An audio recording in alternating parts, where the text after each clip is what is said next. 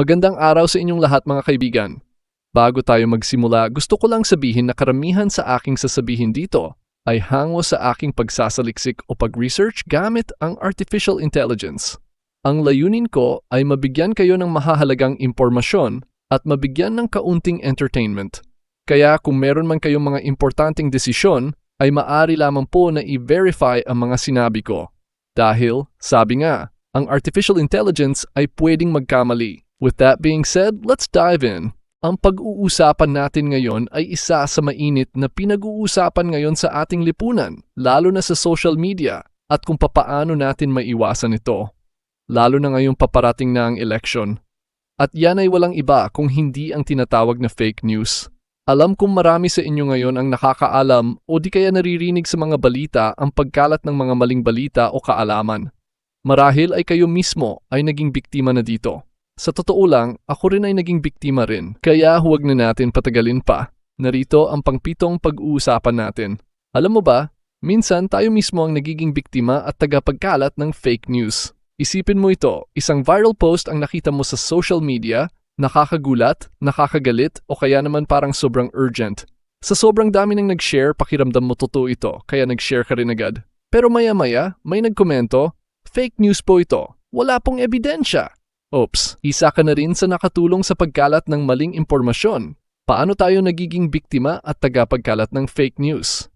1. Madali tayong maniniwala. Kapag nakaayon sa paniniwala natin, kapag ang isang balita ay sumusuporta sa kung ano na ang pinaniniwalaan natin, hindi na natin ito iniisip ng malalim. Automatic nating pinaniniwalaan at isishare. 2. Naiengganyo tayong mag-share dahil sa emosyonal na reaksyon. Ang fake news ay madalas na may shock factor, nakakagulat, nakakakilig o nakakagalit. Dahil dito, hindi na natin naisip kung totoo nga ba ito. Click, share, tapos. Minsan, sinasamahan pa natin ng caption na, totoo kaya ito? Grabe naman, na nag-udyok sa iba na i-share din. 3. Tiwala tayo sa pinagkunan, kahit hindi verified. Nakita ko ito sa isang sikat na page, siguro naman totoo ito. Pinost ito ng kaibigan ko, baka naman legit. Pero minsan, kahit malalaking pages o kaibigan natin mismo ay nabibiktima rin ng fake news. 4. Hindi natin alam ang mga teknik ng fake news. May mga fake news na mukhang totoo, kumpleto sa detalye, may litrato at minsan may halong toong impormasyon. Kung hindi tayo sanay sa fact-checking, madali tayo malilinlang. 5. Hindi tayo sanay mag-fact-check bago mag-share. Sa bilis ng social media, madalas wala na tayong oras para suriin ang source o hanapin ang ebidensya. Pero ang simpleng pag-click ng share ay may malaking epekto, lalo na kung libo-libo ang nakakakita nito. Paano maiwasan ang hindi sinasadyang pagkakalat ng fake news? Mag-stop, think, and verify bago mag-share. Huwag agad magpa-apekto sa emosyon. Tanungin ang sarili bago mag-click. Sino ang source nito? May ebidensya ba? May kumpirmasyon ba mula sa credible sources tulad ng news websites o fact-checkers? Maghanap ng iba pang source. Kapag isang post lang ang nagsasabi ng impormasyon, malamang hindi ito totoo. Subukang hanapin kung may ibang reliable na news outlets na nagbalita rin nito. Maging bukas sa pagtanggap ng pagkakamali. Kapag may nagsabi sa atin na fake news ang na-share natin, huwag mapiko na mahiya. Ang mahalaga, burahin ito, itama ang pagkakamali at matuto mula rito. Huwag magpaloko sa clickbait at sensationalized headlines. Kung sobrang OA o parang imposible ang isang balita, malamang fake news ito. Ang mga clickbait titles tulad ng "Shocking Must Read", hindi mo ito akalain, ay madalas ginagamit sa fake news. Ituro sa iba ang tamang paraan ng fact-checking. Kung may kaibigan o kamag-anak na mahilig mag-share ng fake news, tulungan silang maging mas mapanuri sa impormasyon. Tayo ang unang depensa laban sa fake news. Ang fake news ay hindi kakalat kung walang magpapakalat. Kaya sa bawat share natin, piliin nating maging tagapaghatid ng totoong impormasyon, hindi ng kasinungalingan. Sa huli, ang kaalaman at pag-ingat natin ang pinakamalakas na sandata laban sa fake news. Alam mo ba? May mga bansa at grupo na sadyang gumagamit ng fake news para sa sariling interes. Kapag naririnig natin ang fake news, madalas nating iniisip na simpleng gawa-gawa lang ito ng ilang individual na gustong magpatawa o mangloko. Pero alam mo ba na may malalaking grupo, kabilang ang gobyerno, politikal na partido at mga negosyo na sadyang gumagamit ng fake news bilang isang sandata? Ito ang tinatawag na disinformation campaigns, planado, sistematiko, at may malinaw na layunin, impluwensyahan, linlangin, at kontrolin ang pananaw ng publiko. Paano ginagamit ang fake news para sa kapangyarihan? Isa, sa politika, upang manipulahin ang opinyon ng tao. May mga gobyerno o political na grupo na gumagamit ng fake news para siraan ang kalaban at pagandahin ang sariling imahe. Halimbawa, sa panahon ng eleksyon, may kumakalat na fake news tungkol sa isang kandidato. Pinalalabas na may ginawang krimen o katiwalian kahit walang ebidensya. Kapag paulit-ulit itong narinig ng tao, nagiging totoo ito sa kanilang isip kahit hindi naman talaga. Pangalawa, sa negosyo, upang wasakin ang kompetisyon. May mga kumpanya na gumagamit ng fake news upang siraan ang kanilang kakumpetensya. Halimbawa, may isang sikat na brand ng pagkain na biglang pinagbintangang may lason ng produkto kahit walang patunay. Sa takot ng mga tao, bababa ang benta ng kompetensya habang tataas naman ang sa gumagawa ng disinformation. Pangatlo, sa pagliha ng kaguluhan at takot, ang fear-mongering o pagpapakalat ng takot ay isa sa pinakamabisang paraan ng disinformation. Halimbawa, may paparating na krisis, mag-ipon ng pagkain. Babagsak ang ekonomiya, i-withdraw na ang pera mo sa bangko.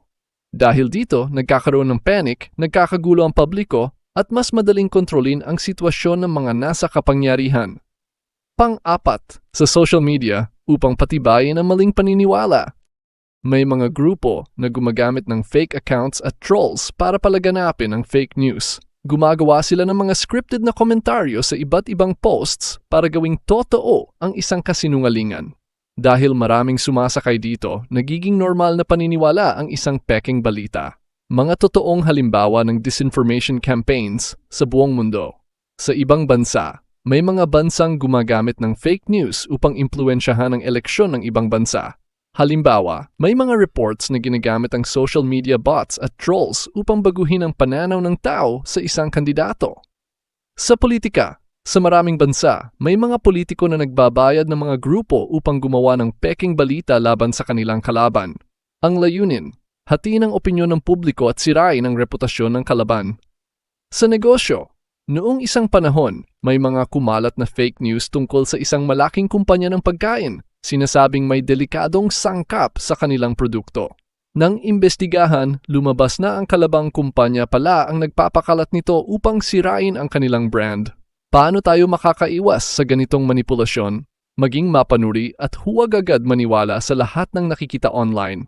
Tanungin ang sarili, sino ang makikinabang kung totoo ito?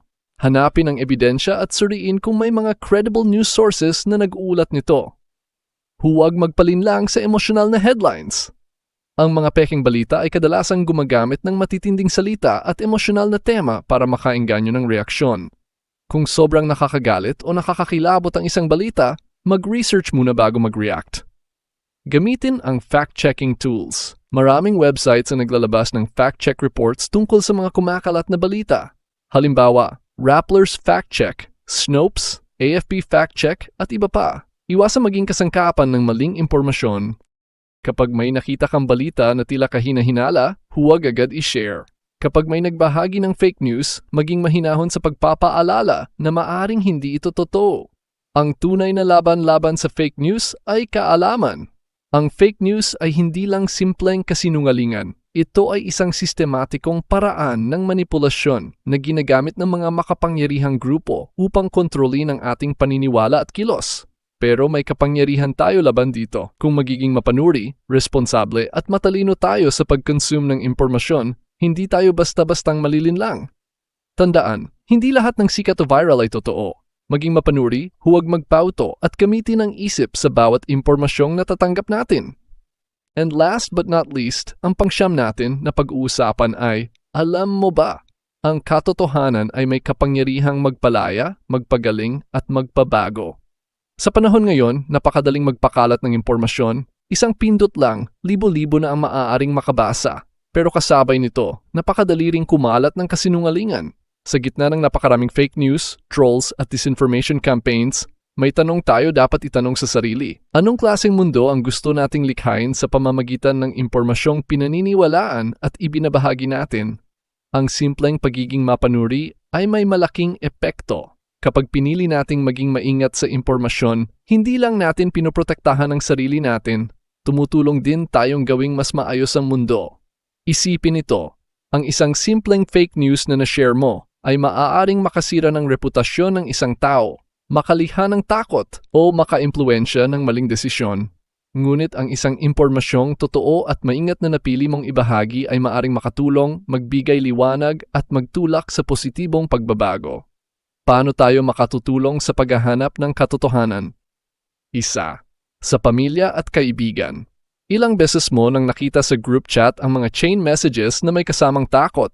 Huwag mong basahin to sa hating gabi. May mangyari sa iyo. Kung pipiliin nating itama ang maling impormasyon ng may respeto at pagmamalasakit, natutulungan natin silang maging mas maingat sa hinaharap. Halimbawa, kung may kamag-anak kang nag-share ng peking health tip, pwede mong sabihin, "Tita, nakita ko itong info na ito, pero mukhang hindi totoo ayon sa mga eksperto. Baka makasama sa iba kung maniniwala sila agad." Pangalawa, sa social media. Ang social media ang pinakamalakas na tool sa pagpapakalat ng impormasyon, mabuti man o masama. Kung pipiliin nating hindi agad mag-share ng impormasyon nang hindi natin sinisigurong totoo ito, iniwasan natin ang pagiging bahagi ng problema. Subukan ito. Bago mag-share, tanungin ang sarili. Ano ang source nito? Ano ang epekto nito sa mga makakabasa? Nag-fact check ba ako bago ito ipasa? 3. Sa lipunan at komunidad. Alam mo ba na ang mga maling impormasyon ay pwedeng maging dahilan ng hindi pagkakaunawaan sa lipunan? Halimbawa, sa panahon ng eleksyon, maraming fake news ang naglalayong pagawain ang mga magkakaibang pananaw. Kung pipiliin nating maging responsable sa impormasyong tinatanggap at ibinabahagi natin, mas nagkakaroon ng malinaw, patas at makabuluhang diskusyon sa ating lipunan. Ang katotohanan ay may kapangyarihang magpalaya, magpagaling at magpabago. Ang katotohanan ay nagpapalaya. Ang mga kasinungalingan ay isang anyo ng pagkakadena. Kapag tayo ay napaniwala sa fake news, para tayong nakakulong sa isang ilusyon. Pero kapag nalaman natin ang katotohanan, nakakawala tayo sa mga maling paniniwala at natututo tayo maging mas malaya sa pag-isip. Ang katotohanan ay nagpapagaling. Ang maling impormasyon ay pwedeng makasakit sa reputasyon ng tao, sa emosyonal na estado, at sa kabuuang pananaw ng lipunan. Pero kapag pinili nating ipaglaban ang katotohanan, nakakalikha tayo ng mas maayos at mas positibong kapaligiran. Ang katotohanan ay nagpapabago. Maraming makasaysayang pagbabago ang nagsimula sa simpleng paghahanap ng katotohanan, mula sa civil rights movement hanggang sa paglaban sa korupsyon. Ang maliit nating aksyon sa pagiging mas maingat sa impormasyon ay may malaking epekto sa mundo sa hinaharap. Ang hamon para sa ating lahat, maging tagapagtaguyod ng katotohanan. Ngayon, may choice tayo. Mananatili ba tayong passive sa harap ng fake news o pipiliin nating maging parte ng solusyon? Kung gusto nating gawing mas maayos ang mundo, magsimula tayo sa sarili nating ginagawa. Ang pagiging mapanuri, responsable at makatotohanan sa bawat impormasyong ating pinaniniwalaan at ibinabahagi. Ang bawat totoo at tamang impormasyon ay isang hakbang patungo sa mas maunlad, mas maayos, at mas patas na lipunan. Maliit man na aksyon pero malaki ang epekto. Kaya ikaw, anong impormasyon ang pipiliin mong ikalat ngayon? At bilang panghuling salita, nais kong sabihin na sa mundong puno ng ingay at panlilinlang, piliin nating maging tinig ng katotohanan. Ang bawat impormasyong ating pinaniniwalaan at ibinabahagi ay may epekto. Maaring magpalaya o magpakulong, magpagaling o manakit, magbigay liwanag o magdulot ng kadiliman. Kaya bago natin i-click ang share, itanong natin sa sarili, ito ba ay makakatulong? Ito ba ay totoo? Dahil sa huli, hindi lang ito tungkol sa impormasyon. Ito ay tungkol sa integridad, sa pananagutan, at sa uri ng mundong nais nating ipamana sa susunod na henerasyon. Maging mapanuri, maging responsable, at higit sa lahat, maging tagapagtagyod ng katotohanan. Hanggang dito na lang muna ang usapan natin. Ingat kayo palagi. Have a good day and God bless. See you on the next one. Maraming salamat sa panunod. Kung nagustuhan niyo po ito, please like, share, and subscribe. Malaking bagay po yan para maipagpatuloy ko ito.